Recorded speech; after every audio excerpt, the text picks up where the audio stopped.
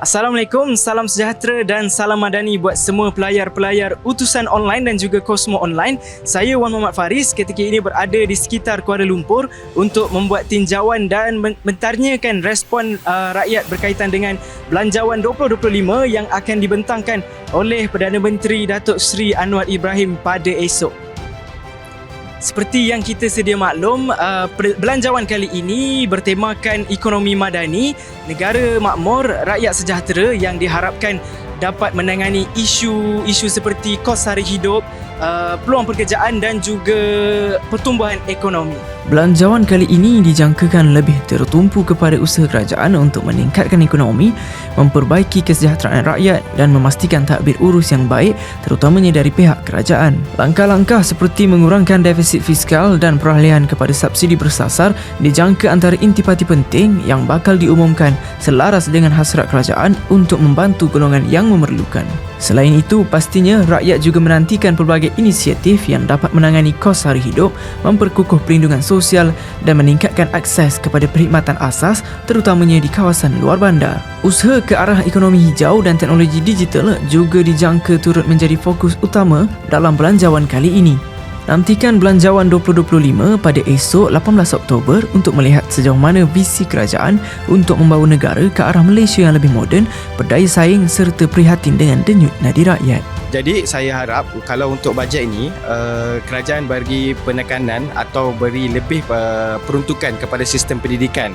Because kalau kita tengok sekarang rata-rata dekat area Klang Valley pembangunan perumahan ni banyak. Tapi pembangunan untuk buat sekolah baru, untuk cover kapasiti yang sekolah ada banyak. Dan kalau kita baca dekat news pun sekarang, let's say even though dekat Cyberjaya pun I think limpahan pelajar lebih daripada fasiliti sekolah yang ada disediakan oleh kerajaan. Itulah harapan saya. Harapan saya tingkatkan pelepasan cukai untuk golongan M40, insentif untuk golongan M40 dan juga bantuan untuk syarikat-syarikat SME. Dan juga saya juga harapkan kerajaan boleh pertimbangkan bantuan untuk syarikat-syarikat yang berunsurkan ekspor. Pelepasan cukai untuk golongan M40 sekarang ni mereka dihimpit oleh kesempitan yang disebabkan oleh keadaan ekonomi dan juga keadaan kewangan. Jadi peningkatan dari segi pelepasan pada saya mampu untuk menjana aktiviti ekonomi untuk masyarakat. Harapan saya semoga belanjawan yang akan datang ni dapat membantu meningkatkan dari segi infrastruktur kesihatan lah. So bagi saya, especially dekat orang kata klinik-klinik community, klinik kesihatan kan, kebanyakannya yang infrastruktur dia tak lengkap lah. So saya mengharapkan belanjawan yang akan datang ni dapat memberikan fokus yang lebih lagi in terms of kesihatan. Saya rasa at the moment doktor dengan nurse tu tak mencukupi and diorang pun sebenarnya orang kata macam overload dengan kerja dan sebagainya. So disebabkan itu diorang tak dapat memberikan servis yang bagus dekat pasien-pasien yang sedia ada lah. Yes, saya rasa wajar untuk gaji doktor kerajaan dinaikkan supaya kita perlukan diorang punya kepakaran untuk membantu rakyat Malaysia yang sedia ada. So kalau diorang ramai yang lari, then siapa yang nak tolong Malaysia? Itu pendapat saya lah. Untuk harapan sebagai rakyat Malaysia, of course ni saya lah sebagai golongan muda, saya minta harapan saya mungkinlah dari segi belanjawan, dari segi membeli rumah.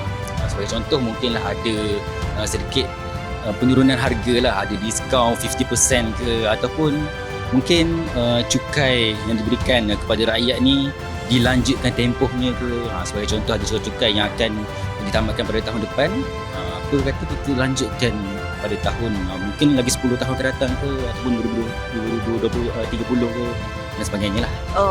Sebagai rakyat Malaysia, untuk belanjawan yang akan dibentangkan ni, saya pertamanya dari bagi perspektif saya lah sebagai rakyat Malaysia, saya ingin kerajaan lihat semulalah, mengkaji semula tentang fasiliti pengangkutan darat ni lah terutamanya.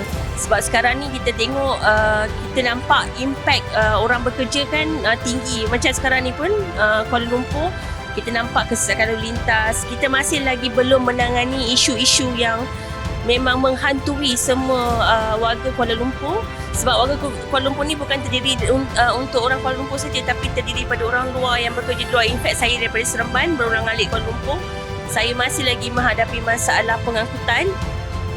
Wak Ima pada tahun 2024 ni pun masih lagi masalah yang sama. Jadi saya ingat kerajaan perlu mengkaji lebih mendalam lagi mengenai masalah pengangkutan yang mana boleh menghubungkan bukan saja dalam Kuala Lumpur tapi orang-orang di pinggiran Kuala Lumpur lah. Memang harapan saya seorang penyaja ni memanglah harapan besar pada orang yang ada akan dibentangkan lagi banyak jemaah ni, kerana penyaja kecil ni tertekan. Satunya saluran yang ada saluran yang dibuat oleh pihak kerajaan, penyaja kita tak tahu macam mana nak memohon. Kita minta pihak atasan turun ke padang sendiri mencari penyaja-penyaja yang kosan yang menaja. Ini harapan saya. Dan juga penyaja-penyaja sekarang pun terimpit dari segi PBT semua, yang tak ada turun ke padang, menanisikan penaga yang ada lesen tak ada lesen. Masalah penaga kebanyakan tak ada lesen.